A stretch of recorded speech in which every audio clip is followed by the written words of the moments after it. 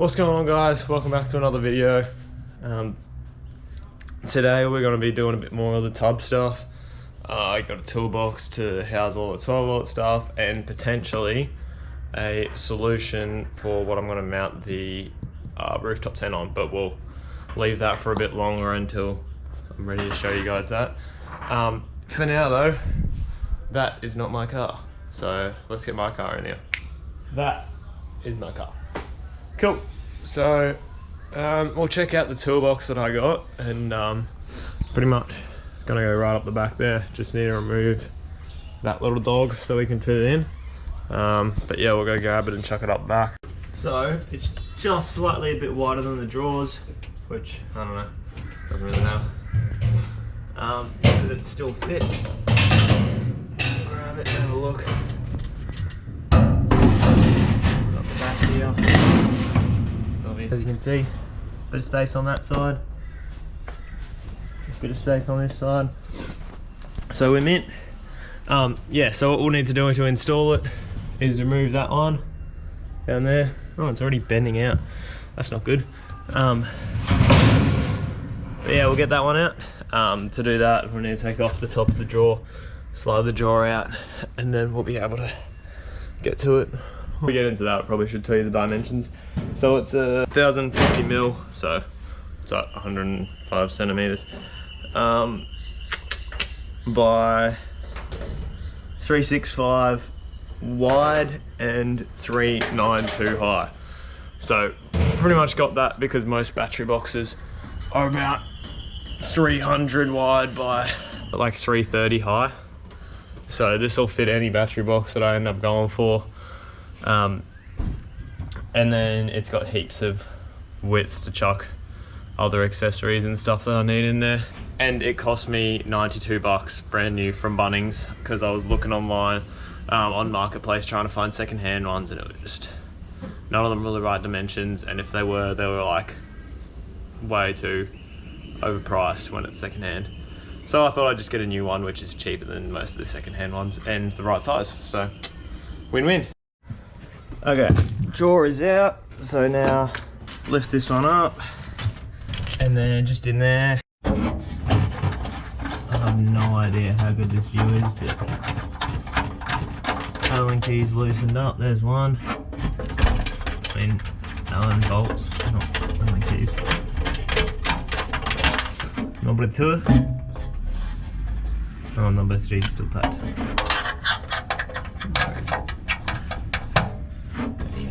Let's put this top back on and put that toolbox in.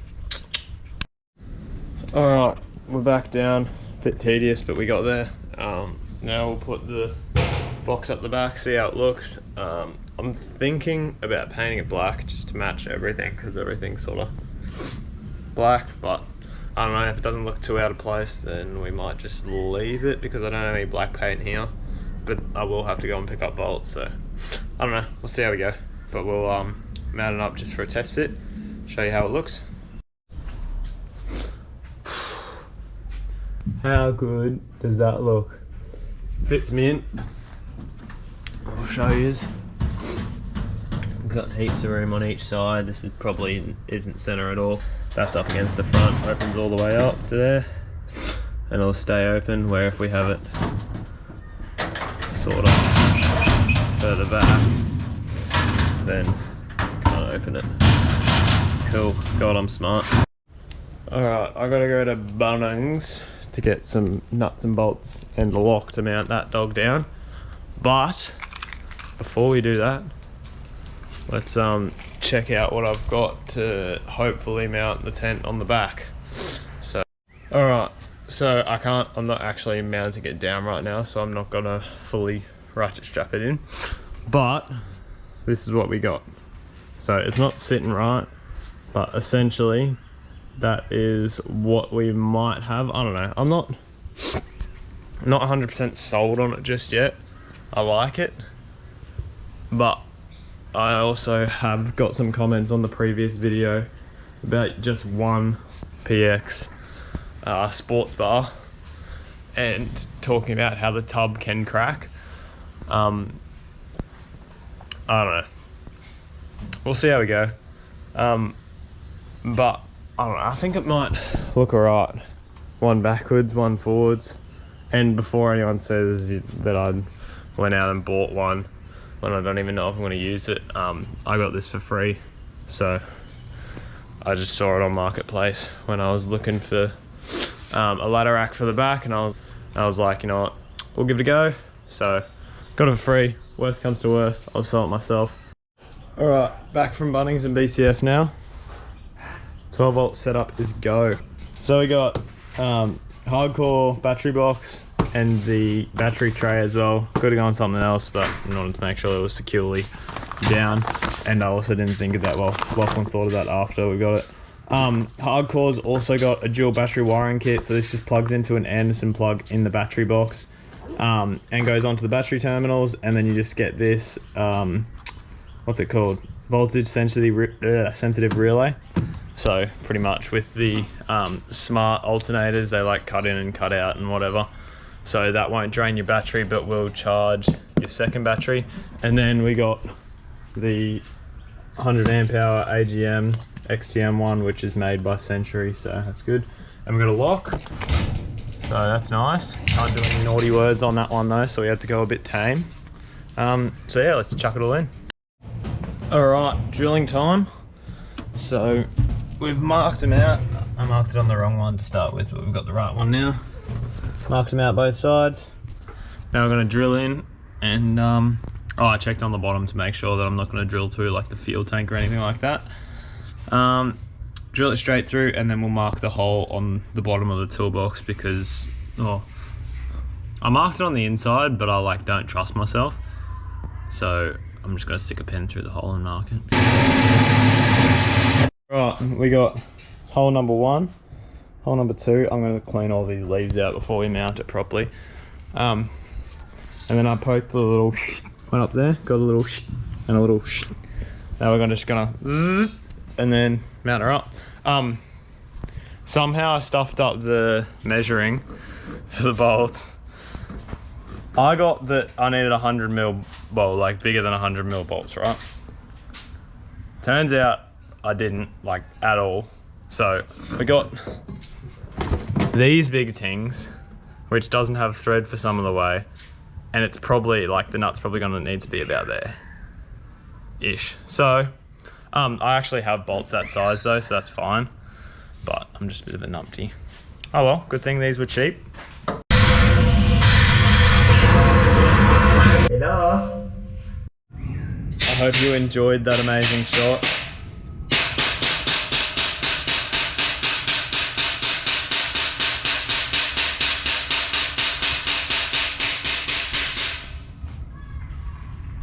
Shout out to Lachlan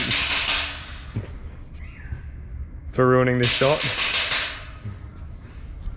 and also giving me the idea for the last shot. And yeah, right, now it's the thing. Yeah, so I'm not gonna lie to yous, my measurement was slightly out, but good thing I got some bolts of my own, and we'll be able to, you know. Alright, so that's sweet. Got those two in, and it's all good side to side, but then as soon as you go back and forth, it's got a bit of rattle to it. So we're just gonna chuck one more right down here. Hi. So that way it won't try to flip out on us, and we should be rocked. Alright, so pretty much as of now, that's what the setup's gonna be. So we got the compressor tucked up on the side here. I'm gonna need to get a 90-degree air fitting to fit there, because right now the hose is just really tight. I don't want it to be that tight for ages and then it bursts and then, you know, stuck with flat tires or whatever. There is servos, but like still. We'll get a 90-degree fitting to do it properly in there, and then I just got the switch just underneath it, which I can reach from the side, switching it on and off. That will be hardwired to the battery box, which will sit about there. That's probably a bit close for it because the relays are all on the side, but it'll sit about there. And then the wires will come through the back. Day 2.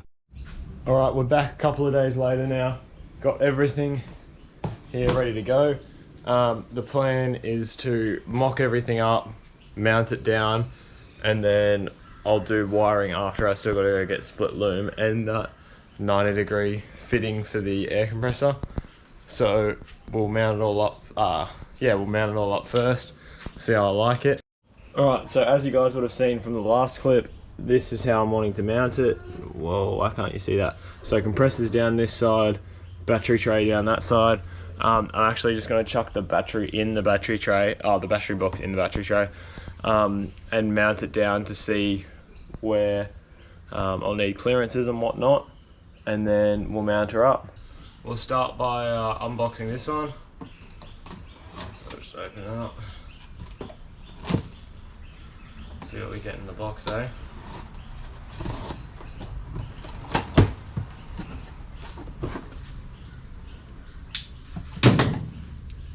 Alright, bit of instructions. Warranty registration, probably should do that. Something else about Hardkorr. So I'm pretty sure I covered it in the last one, but this is the Hardkorr heavy duty battery box. Get it out of its plastic. So pretty much main things that caught my eye with this one. Is there anything else in the box? No, get it out of the way. Main things that caught my eye with this one, got the isolator switch, so turn it on, off. You got this screen here, so it shows you how much voltage you're getting and also the percentage of the batteries is left. Two 12-volt SIG sockets in there, and then two USB outlets in that one. And then on this side, you've got your 4 Anderson plugs, and then this one is an optional jump starter thing. I didn't get it because it's gonna mess your battery up anyway. I mean, it'd be good to have, but you can just use normal jump starter leads and take the battery out of the thing.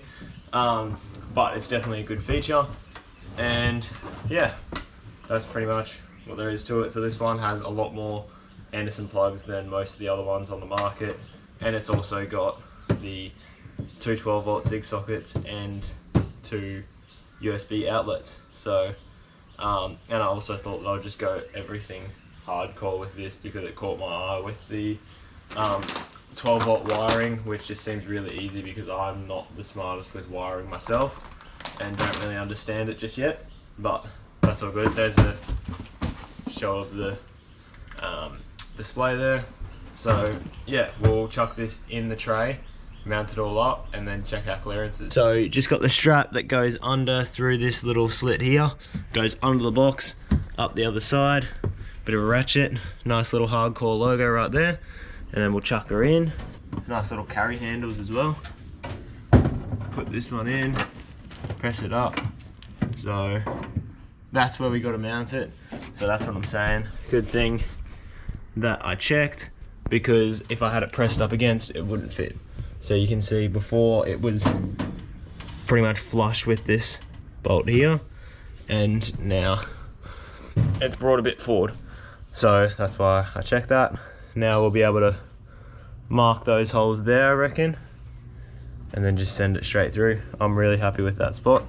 That's fun. The battery on the drill just died, but that's all good. We'll start mounting up the voltage sensitive relay because it actually mounts under the lid here, which is nice and neat. So we'll get into that, and then once it's charged, we'll mount it all down. Alright, so we've got it all mounted up. It's actually got a mounting plate in the top.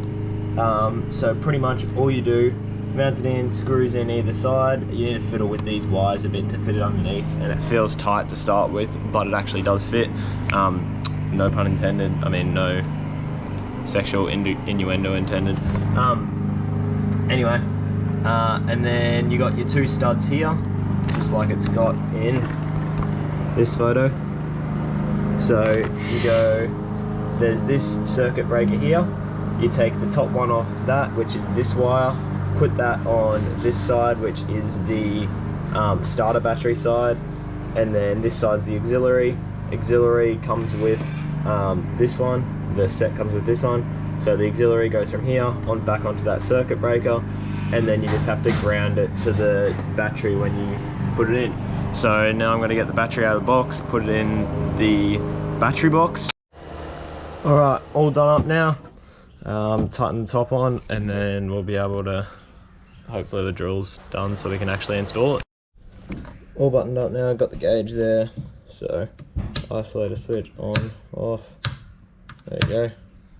Look at that. Fantastic. We'll leave it off for now. Alright, back from Super Cheap now. Got the split loom. No luck on the air fitting. They didn't have any 90-degree ones in stock, but we'll be able to go to Bunnings and get one of them. Didn't go right now because Bunnings will be closed right now, and we literally walked in like as the store was closing at Super Cheap. But I'll show you what I did get. I'm pretty excited about this. Got a toolkit. So no more using Lachlan's tools that aren't sorted, and it's kind of my fault because I broke all the plastic bags they were sorted in. But now I've got my own toolkit, which is absolutely mint. Look at it. Get a load of it, eh? So it's got everything. It's 198 piece. It's literally got everything you could possibly need. Sick. Alright, use my first tool to tighten the tray down. It was a 10mm wrench. So now that we've got that in, put the battery box in, and this will be looking 98% complete. And then just need to wire up the 12 volt, which is literally just running wires because it's plug and play.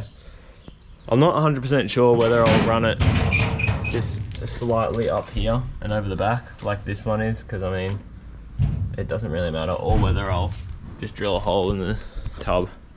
I don't know, we'll see. So I've just plugged that one in, which is the one that's connected to the voltage sensitive relay.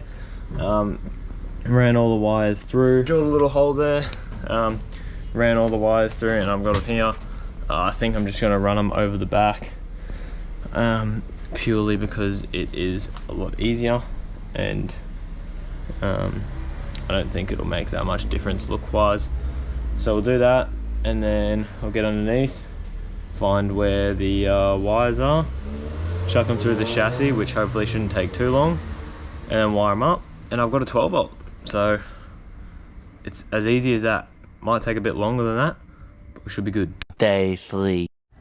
Alright, we're back. Third and hopefully final day of wiring up 12 volt. We got all of our wires there, already loomed. I did that last night before I went to work, and now I just got to run it through the chassis, chuck it on the battery. Bob's your auntie. That's pretty much what it's going to look like from the back. Can't really see it because of the lighting, but that's what we got. 2 wires just going on the top here, same as this one. I don't know, not really too hard on the eye. And then just run them down through the tub. There's a little divider there, so make sure it's inside it so it doesn't fly out. Down into here, and now I'll just have to fish it through the chassis. Hopefully that doesn't take me too long and I get a good run. If it is starting to be too hard, then I'll run a snake, but I'm hoping because they're pretty thick wires, I'll just be able to fish them straight through myself. 1 wire through. That probably only took about 10-ish minutes. That was actually not too bad. And most of it was trying to find where I actually wanted it to go. Oh god, look at my hair. So we'll get this one through. Oh, it's gone. There they are. Run up through here. So I got one that goes in the back one, and that was a bit clogged up. So I ran it over the top with these other wires, and then in here. Yeah, nah, should be mint. Comes out there. Got me little fancy wiring snake right there, just a coat hanger. I'll chuck them both on the terminals on the loop of that. Poke it up through the engine bay. 2 wire terminals. 12 volt on. Alright, got it all wired up. See the 2 terminals here, and I've tucked them a bit. Not happy with this spaghetti wire, which is literally all just wires that aren't used from this fuse block that isn't being used. So I'm going to take that out. Hopefully that'll clean it up a bit, because Not really liking the spaghetti look in there. I just pulled out the fuse blocks, and that's on the ground. Thought I'd cut my indicator wire, but I figured out that I didn't, so that's good. And then neatened it all up a bit. I don't know, I could have had it underneath the car and bundled it up there, but I'd much rather have it up here where it's safe and bundle it up here. So looks a bit spaghetti-ish, but not as bad as it was before with all the fuses and everything. Done it up, so we're going. So just turn the car on to see the voltage go up, and it has, I don't know if you can read that, but that's 13.9 volts now instead of 12.8. And then to show that the voltage sensitive relay is working, when I turn the car off, that voltage should drop back down, but it's only working on the battery's voltage not being charged, if that makes sense. When I turn it off, it'll cut off the relay, so it won't be charged, it'll be less volts. So I'll turn it off, come back here, have a look. It's dropping down slowly, got 13.4. Back to 12.8. 12.8 now, so it is working, which is mint. I'll just flick off that display so it's not drawing anything while it's just in the box. And that's the 12 volt done. I'm absolutely stoked with how this has turned out. Dead set. 12 volts been on the list of things to do with this since I got it, but I just wasn't sure how I wanted to go with it, and I know that it can get very expensive. I'm going to say that this is probably one of the most, like, the cheapest ways to do it. Still fairly expensive, but not overly expensive. So I'm not going to talk about the toolbox because that was my decision of where to mount it, but you could mount this battery box in the cab or wherever you want. Or you could even mount it outside, but I'm just worried about theft with that. And obviously it's not 100% waterproof either. So yeah. But it costed me about 500 bucks all up. Battery box, battery, wiring, battery tray. What else did I get? I think that was it. And like the loom and that sort of stuff as well. All up to completely run my 12 volt cost me 500 bucks or like thereabouts. So I think that's pretty good because Hardkorr quality is really good, and I've seen it compared to Red Arc in some videos and stuff.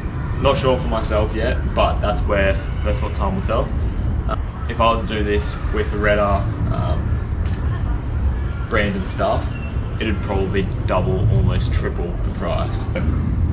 This Hardkorr stuff is amazing, so shout out to Hardkorr for making a mint product, and I'm really stoked and keen to hook up accessories and that sort of stuff. That'll be in another video. I haven't actually got all the accessories I want for this just yet, so I thought that I might save that for another video, and then we'll see the full fit out with this 12 volt and links to, I'm so keen. Tune into that one.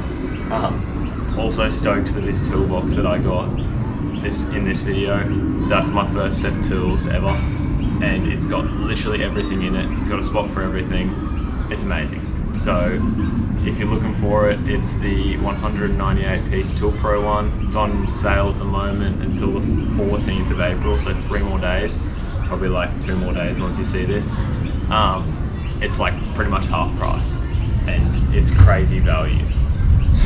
It's like 198 bucks for 198 pieces, so $1 a piece. It's crazy. Amazing value. Sweet. If you have any questions about this or any advice for me on my 12 volt stuff and what accessories to get and whatnot, chuck them in the comments down below. If you like the video, give us a like, and if you're new here, then hit that subscribe button because we missed the subscriber goal for last month because I didn't post because I had uni and wisdom teeth and whatnot. Anyway, enough with excuses. I'm posting now, and we're back to posting weekly. So by the end of April, let's hit that 500 subscribers. We're very close. We've got like 465 right now, so not many to go for the end of April. So I reckon we can easily do that. We might even be able to get 550. So whatever we can get, I'll be happy with. So thank you guys for watching, and I'll see you in the next one. Cheers.